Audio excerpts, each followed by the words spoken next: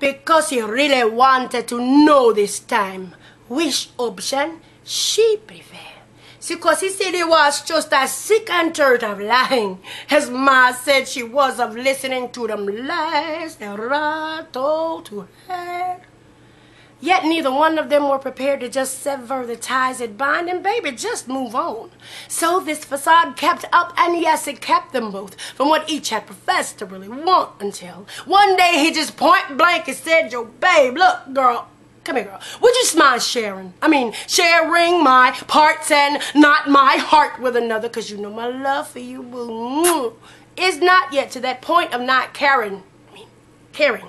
You know what I mean? See, he admitted it. He was just coochie greedy. Matter of fact, getting extra loving on the side of his main dish, it really was just that easy. Because when you're in a city where you can get loving out of pity, because your main line to all those other girls is that your main girl, she just didn't get it. But what he really meant was she just didn't get him. And it wasn't that he was that complex. I mean, oh, hell to the nobody. He was just that addicted to sex. It is quiet as his cat.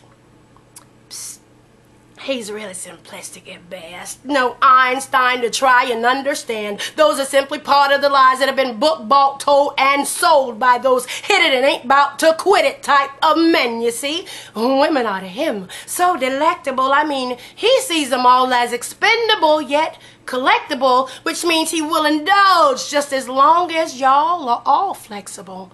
And that means you just gotta be ready and willing to process all of his bull. But don't get it twisted, because this sister, she didn't miss it. She really knew what he was really about. However, she ignorantly figured that she was gonna be that one. I gotta just wait him out. I gotta change him into the Prince Charming that she so desperately needed for him to be. So she allowed him all that room to play the field without any interference. So why did he keep on fouling out with her so frequently? I think it was that, you know, her heart had no direction. It had no way to fathom hope.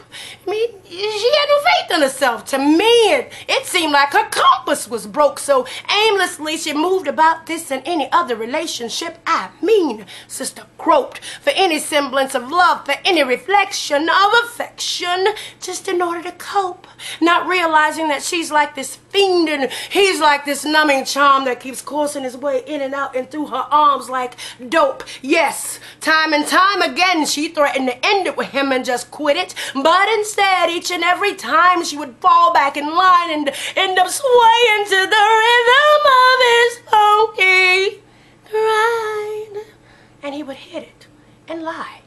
And he would hit it again, until within she began to fold and lie down with the lies and allow him without limit or consequence to continue to go back and get it and get it and get it and get it and get it and get it. But I don't get it.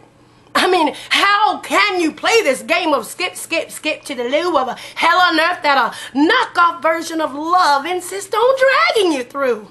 How can you say you want to be loved when in fact you really hate yourself so much that you can't even stand not for 30 days to be alone?